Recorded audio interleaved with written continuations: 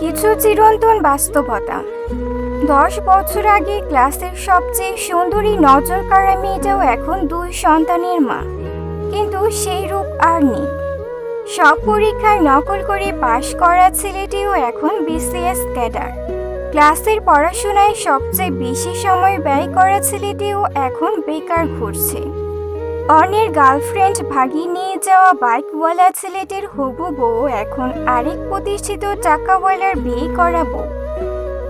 10 বছর আগে ক্লাসে সবচেয়ে অহংকার নিয়ে চলাফেরা করা ছেলেটিও এখন ঋণের বোঝা মাথায় নিয়ে কোনো রকম বেঁচে আছে। 10 বছর আগে ক্লাসের লাস্টে বসা প্রতিনিয়ত খারাপ রেজাল্ট করা ছেলেটিও এখন ডাক্তারি পড়া শেষ করে ফেলেছে। 6-7 বছর ধরে বারবার বয়ফ্রেন্ড চেঞ্জ করা মেয়েটাও এখন পাত্রপক্ষের কাছে বারবার রিজেক্ট হচ্ছে। 5 বছর আগের সবচেয়ে সেরা জুটিটা এখন একজন আরেকজনের ব্লক লিস্টে। 7-8 বছর ধরে নিজের ইচ্ছা মতো একের পর এক প্রেম করা মেয়েটাও এখন নিজের অনিচ্ছায় অপছন্দের মানুষের সাথে সংসার করছে।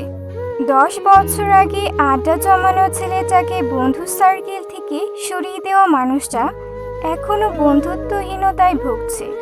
কখন কার কপালে কি ঘটবে তা আগে থেকে জানা সম্ভব নয়। অর্থবিত্ত রূপগুণের কারণে সাময়িক কিছুদিনের জন্য আপনি আমি হয়তো সময়কে নিজের মতো করে চালাতে পারবো, কিন্তু সময় সবসময় আমার আপনার ইচ্ছা মতো চলবে এমন আশা করাটা ভুল। সময় সময়ের মতো করেই সুদটা নিয়ে নেবে। তাহলে এত অহংকার কিসের আমাদের?